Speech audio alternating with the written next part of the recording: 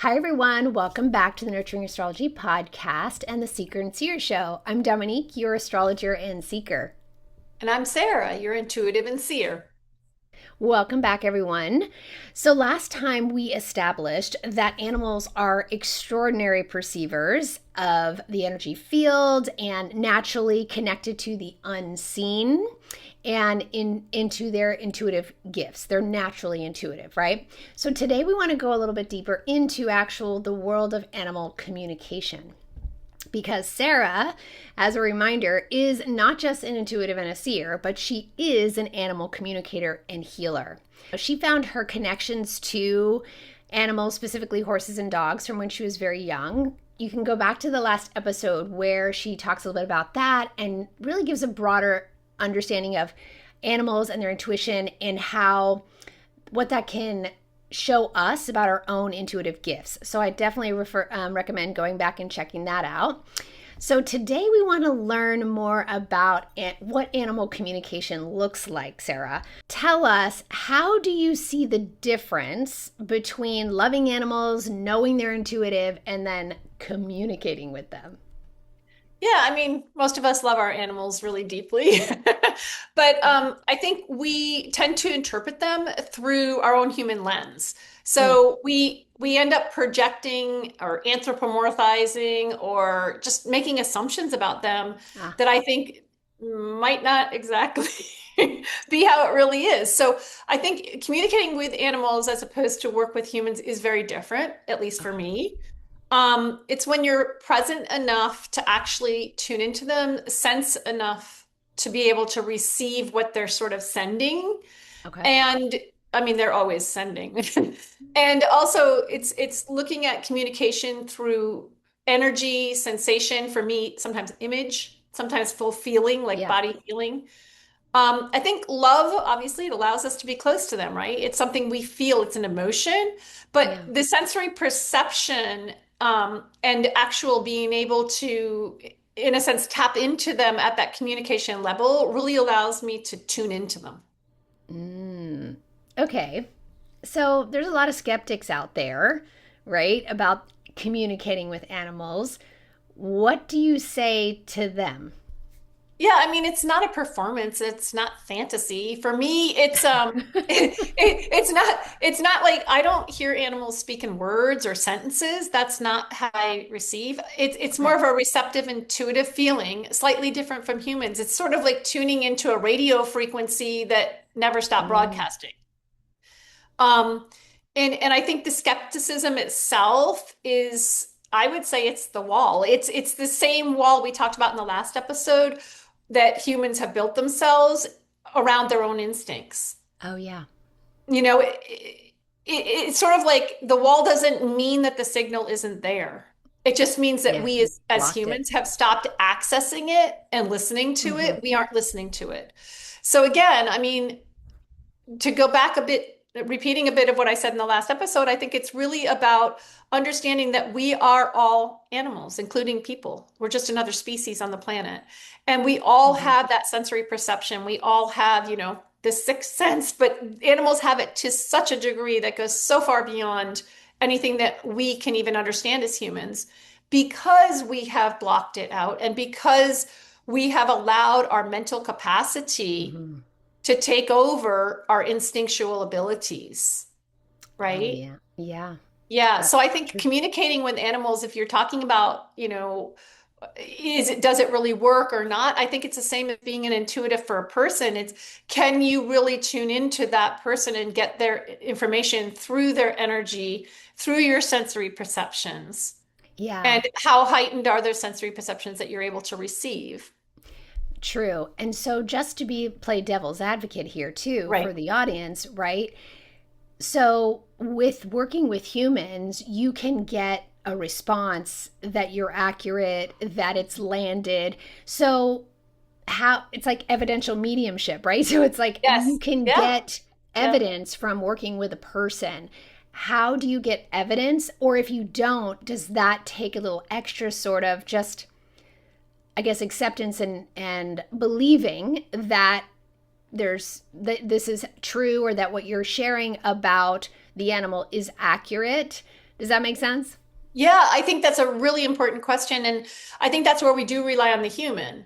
You have to a degree, ask Owner. the owner, handler, companion of that animal. You have to connect with them and say, okay, does that sound like this is your animal, right? So Yeah.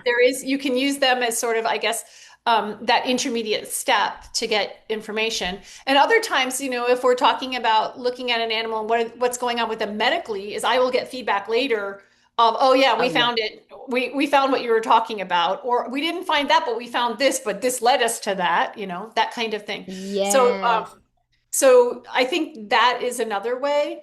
But yeah, many times the owner, and I can give a really quick example. I had a woman who wanted me to read her cat, and she didn't tell me she had six cats. And so I read a cat, and then she said, no, that doesn't sound like that cat. That sounds like this one. And I said, oh, well, there's another one. Oh, yes.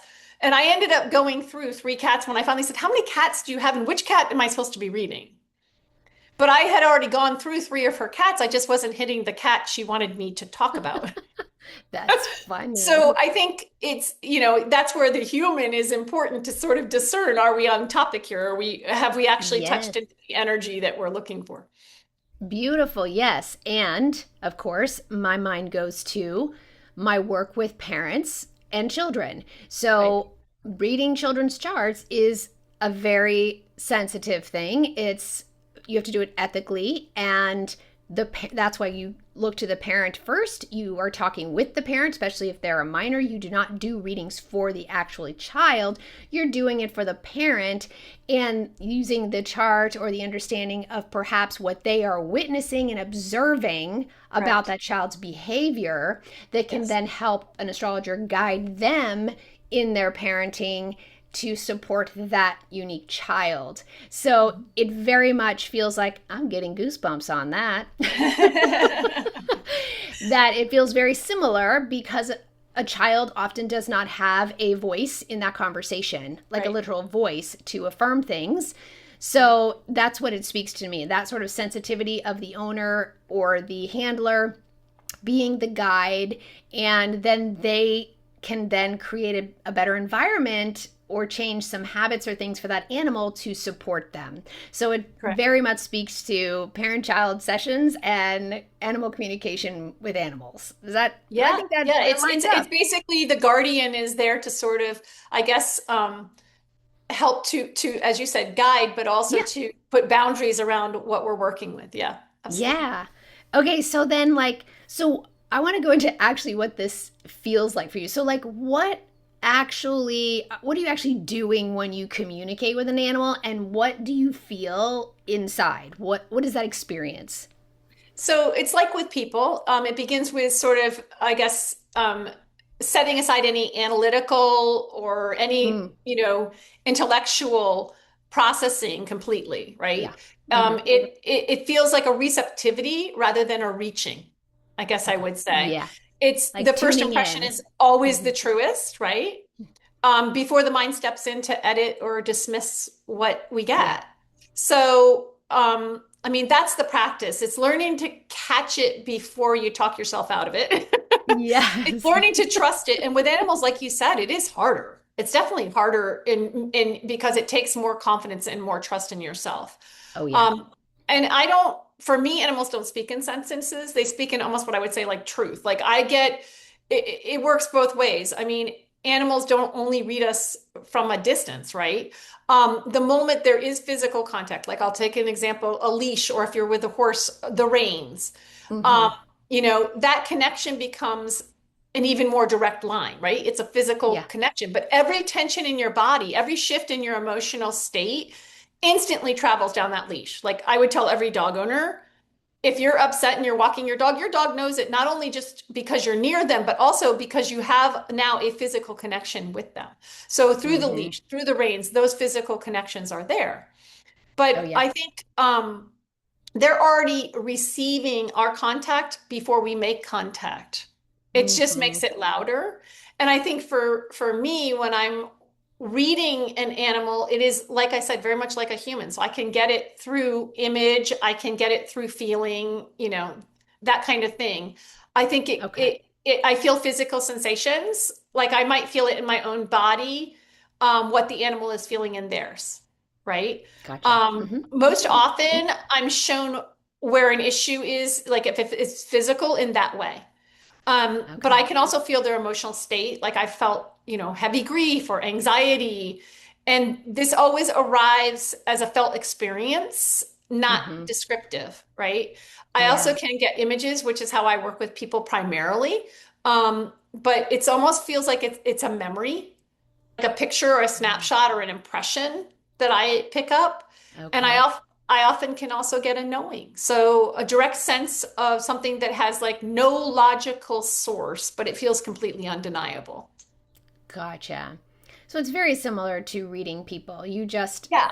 really have that guide, like you said, to kind of affirm and help you together figure out what that animal actually needs or what they can do for it based on that. So the other thought I had was, what is the difference in doing readings in person with animals versus online? Because everyone does things via Zoom. I know you can do intuitive readings doing Zoom, so it would be the same thing, right? And do you need anything like the pet's name or like a picture? Some people like to have those pieces. Like, is that different for every intuitive or animal communicator?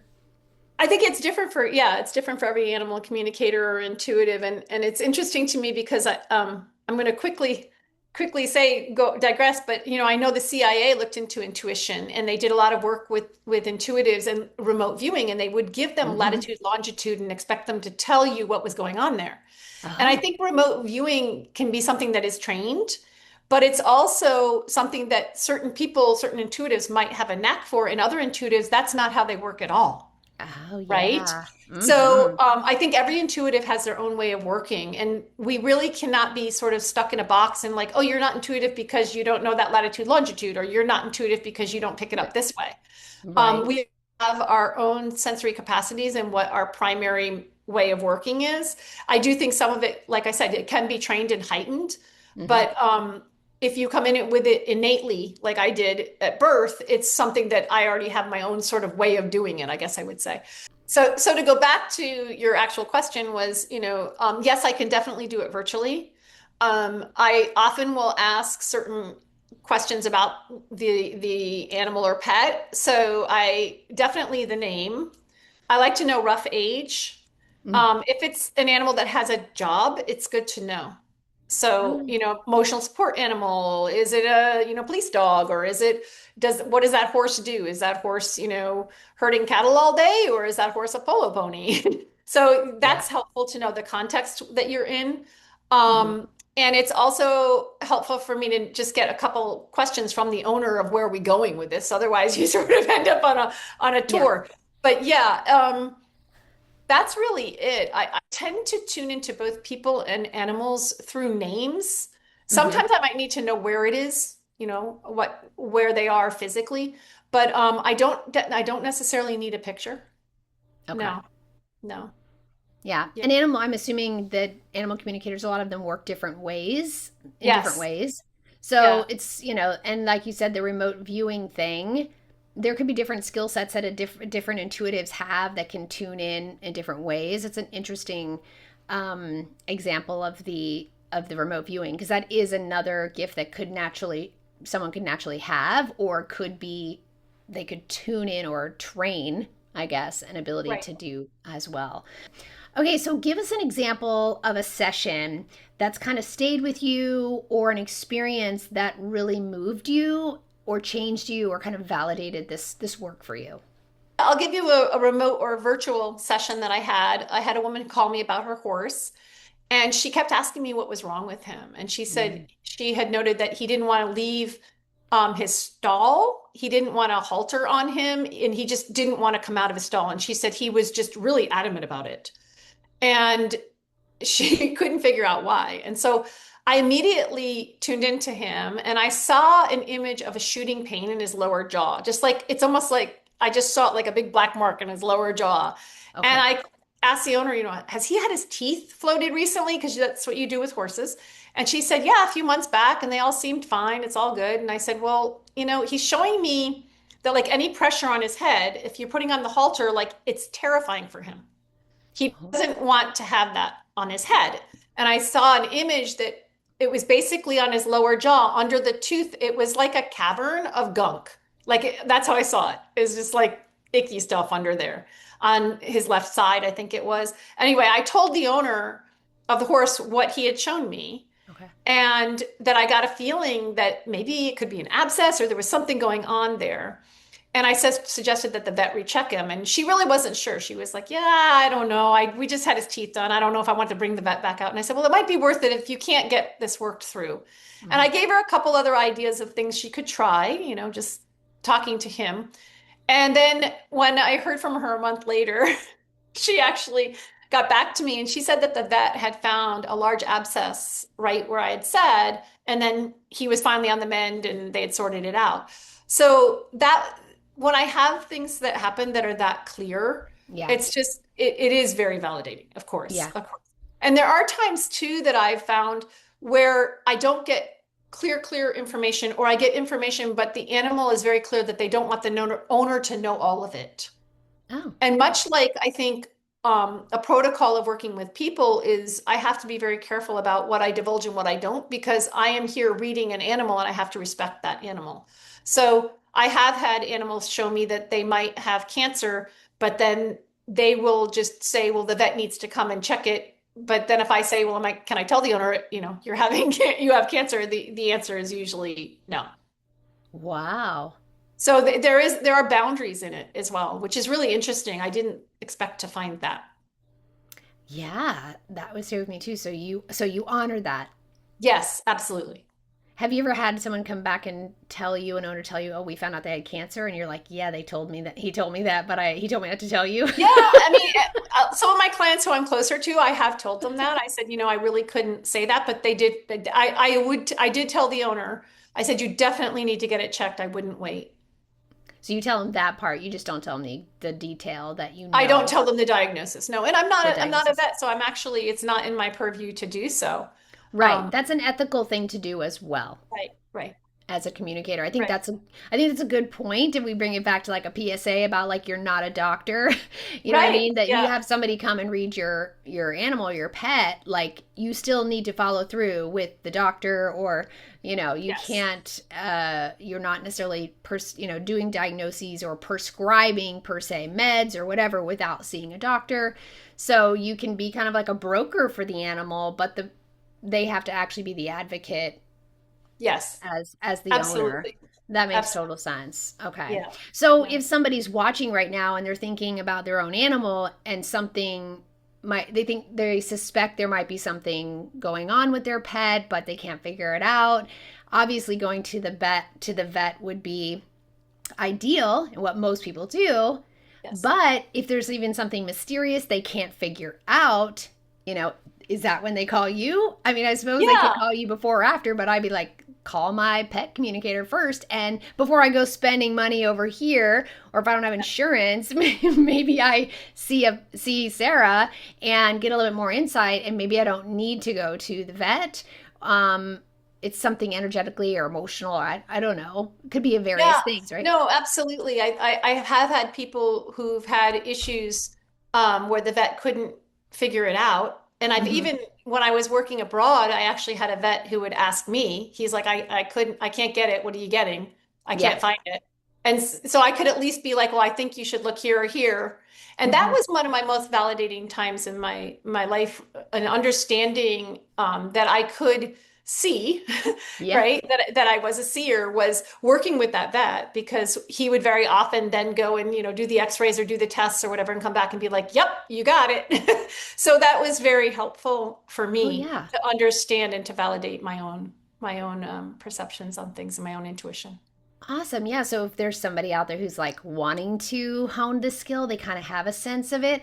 Maybe working with someone like that would be a great way to kind of test their skill set and hone Yes. their craft as an animal communicator. That's kind of interesting. I'm sure it's a unique journey, just like it's a unique journey for every astrologer, but having that ability to work with an actual doctor, I'm sure can help um, affirm and validate that, right? Yeah, absolutely. Behavior, like because so many owners struggle with thinking there's a training problem. It made me Yeah. think about what's that show, Caesar the dog whisperer? What is Oh that yes, show? Caesar Milan. Caesar Yes. Milan. And like he really ends up training the human. So that's kind of what I was thinking too. But what do you actually find when you tune in and people are thinking it's a training problem? Behavior is always about communication. And what looks like acting out is almost always some kind of an unmet need or an Mm. emotional response or a mirror of what's happening in the animal's environment. Oh, Um, yeah. right? So, I mean, as I mentioned before, animals are the most honest mirrors we have of ourselves. They're like Hmm. a self-reflection. So, an undisciplined dog is often just an unclear one. It's one, like Okay. in nature, dogs rely on defined hierarchy within their pack, right? That's been Yep. scientifically proven. It gives them safety, it gives them structure, and it gives them a clear sense of where they belong, right? Yep. When an example of this is like when you have rules and boundaries that aren't clear, and different family members are giving your animal different Yeah. responses, right? Or different, different boundaries, then the dog has no reliable map to follow, right? You're sending them out there, they have no idea where to go. And I think you're laughing because we've all done this, right? Yep. So animals are particularly dogs. They show us what we cannot and will not see in ourselves, first of all. Hmm. But what's remarkable is when the owner shifts, the animal almost always shifts too. Like I haven't seen it when the animal doesn't shift. So it's Hmm. really about being very clear. They don't have ambiance in their answers. They don't have, a child might come Nuance. back to you and want an explanation. Or they might say, yeah, and they might negotiate with you. There's not a whole lot of that going on. Yes. If you're very clear and precise from the get-go about boundaries, about, what is expected and about who's in charge of what, then Hmm. usually the relationship is much more in harmony. And I think Yes. you do get a lot of animals that come in with trauma, and I'm not going to deny that. And Right. it's a matter of figuring out, maybe not necessarily the root of the trauma if you can't figure it out, but how do you work with that, and how do you then put put them back in a place where they feel safe, where they feel Yeah. that structure, and they feel like a clear sense of where they belong amidst the rest of the family. So I think that is one Yeah. way to help. And then also, if it's a certain thing or event that happened, is be trying to figure out and be aware of that and to accommodate. So just like any human, a lot of what we see in terms of animals misbehaving, it isn't always actual misbehaving. I think it's a Hmm. miscommunication. Oh, yeah. Oh my gosh. I was laughing so much because I totally resonate with that. I think probably a lot of people do. Um, my husband used to train dogs, and always speaks very much about what you described is the structure and the boundaries and the hierarchy is how it works in nature. And so it's how he wants it to work in our home, right? And it's so accurate because I do think that the misbehaving is the miscommunications because I'm a little bit more lenient, or sometimes it's harder for me to hold that boundary. I'm thinking, oh, my dogs are confused. They're confused, right? And we domesticate animals and are like, oh, our babies, and like we Yeah, humanize we them. we we anthropomorphize them, and I That's think what take that word means. Yeah. yes, and we take that through the lens of the human. And Yes. they don't have that same way of working or thinking. Right. Right. We're talking about dogs. I mean, every species has its own thing. I mean, I look at Yeah. horses, and the amount of wisdom in a horse is incredible.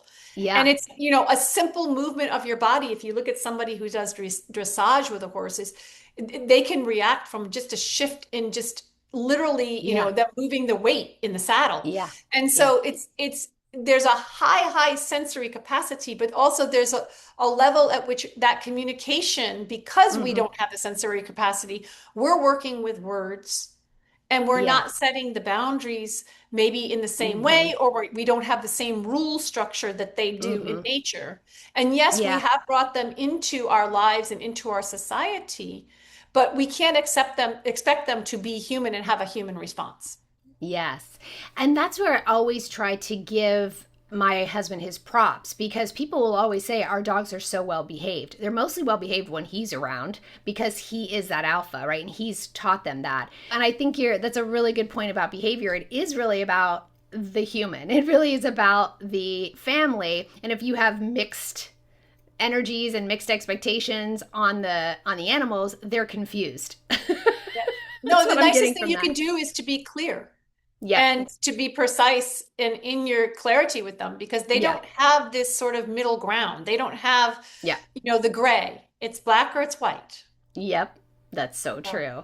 Fascinating. Fascinating. Okay. So how can people reach you? What do you want them to know about this kind of work and service and working with you? So I guess you're already receiving more than you realize. So those moments where you just knew something that was real, and that was likely a communication to some degree, an intuition. You just don't have a name for it yet. I think for Yeah. your pets, it's important to ask yourself, is there anything in my own life, like my stress, my energy, my state of Yeah. mind, that my pet could be showing me? What are they mirroring to me?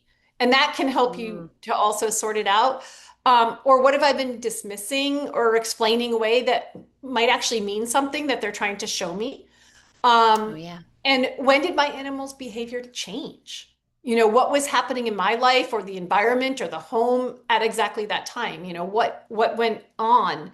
And that can also give you some links. So I think there are some things that going forward, it's important. It's important to tune into your pet, but it's Yeah. also important to be able to sort of ask those grounded questions to try and figure out what is going on. People Yeah. who want to reach me, I would love to do readings, both humans and animals. You can set an appointment at Sarah's Soul Wellness, all one word, at gmail.com. And I am redoing my website, which is not done yet. So eventually you'll be able to book directly there and pay on my website. But right now it's being revamped. So and that if you do want to go and check out my website, which is, as I said, not the new one, it's sarahsoulwellness.com. Awesome. Yeah, I'll have that in the show notes below for sure.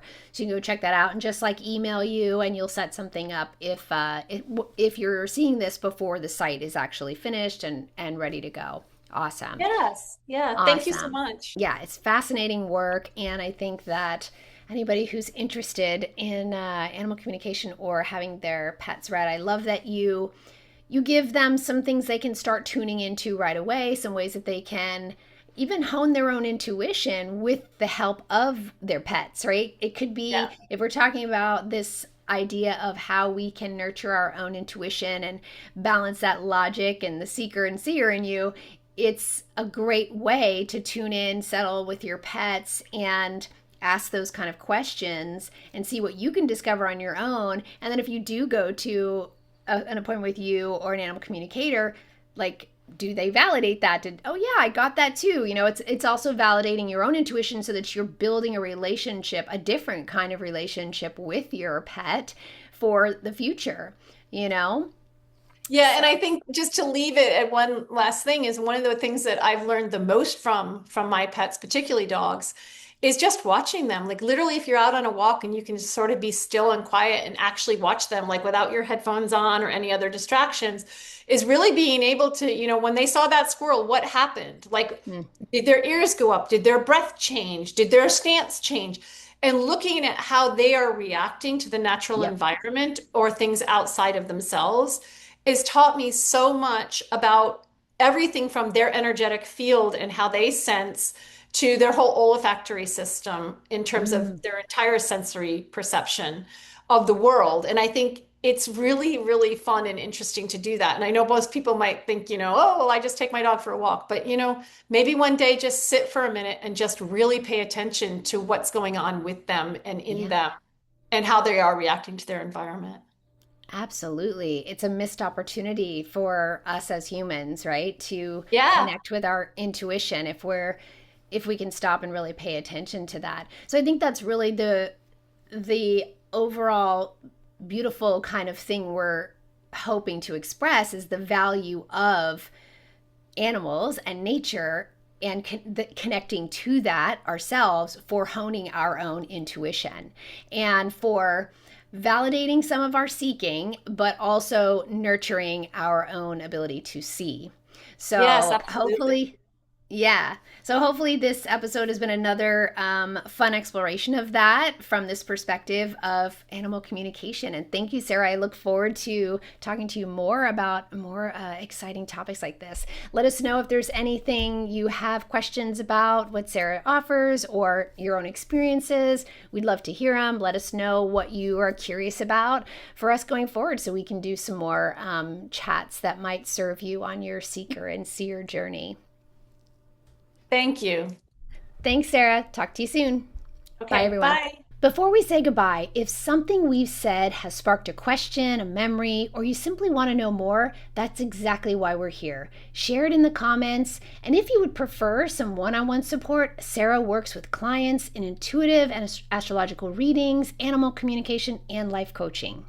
And Dominique offers astrological readings, mentorship, and teaching. Look below for links to book your session now. And if you like what we're doing, please help us grow. Share this video, subscribe, like, and help us build something fun, expansive, and helpful to navigate these wild times. We could all use it. Until next time, keep seeking.